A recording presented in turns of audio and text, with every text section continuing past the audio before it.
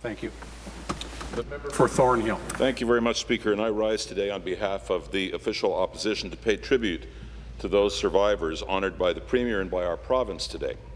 This is a ceremony that I have had the privilege to attend each and every year since arriving at Queen's Park, and indeed it has been my honor. There are a range of very personal reasons for me to speak on this subject and for me to attend with my colleagues when we remember those lost in the Holocaust and when we honor our survivors.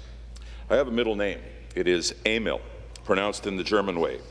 My late father was German-born. His name was Fritz, but that quickly changed to Fred when he came to Canada. In any event, Emil, the name I proudly carry, memorializes my grandfather, my dad's father, Emil Shurman, a man I only know by the sepia photo mounted in a frame and displayed with other family memorabilia and photos on a credenza in my home.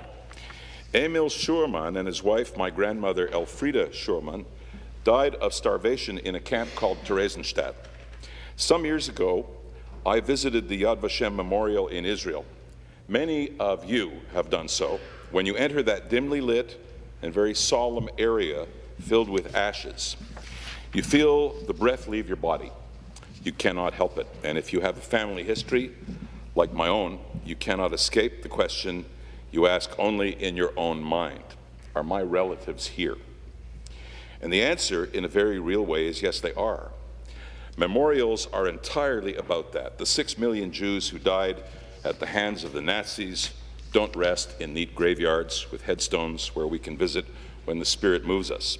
So we create an ability to keep them in our thoughts, to keep their spirits alive by building a Yad Va'Shem memorial in Israel, or right here in Toronto, a memorial like the one in Earl Bales Park. And we remember, in fact, the Holocaust is memorialized in law, as my colleague has said, here in Ontario, as a result, a direct result of the work of my PC colleague, Ted Chudley, the member for Halton, who did that in 1997 in this chamber.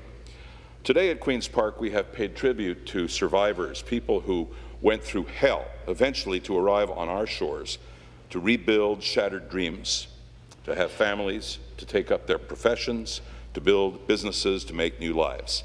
And now it is 2012.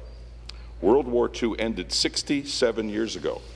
So even the youngest survivor at this point is part of an elderly and dwindling group that remains with us. In a few short years, we'll have to honor only their memory, but today we can still pay tribute to living people whose indomitable spirit and canniness kept them going until they were finally liberated. Our task, and in Hebrew it would be called a mitzvah, is to tell and retell their story, because the story itself is not only one of courage and will under horrific circumstances. It is about unspeakable inhumanity on a scale never witnessed before or since. However, under the aegis of regional war, civil war, ethnic cleansing, or whatever term you wish to apply, genocide indeed does still exist. One would have thought that Hitler's so-called final solution would have put an end to the hideous thought that any one race or class of people is somehow inferior to another. Sadly, we know the answer to that is not yet.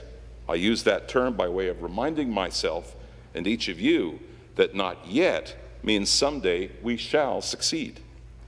It is through a continuous effort and acts of remembrance and tribute that we persevere in this work. For the rest of my life, my pledge is to remember all of you honored here today, and to remember all of your families, your friends, your comrades, who paid the ultimate price in the camps of Europe, not in vain, but so that others might never repeat the heinous acts perpetrated on the Jews of Europe, and so that no other group may ever be singled out for annihilation anywhere, at any time, or for any reason. Never again. Thank you, Speaker.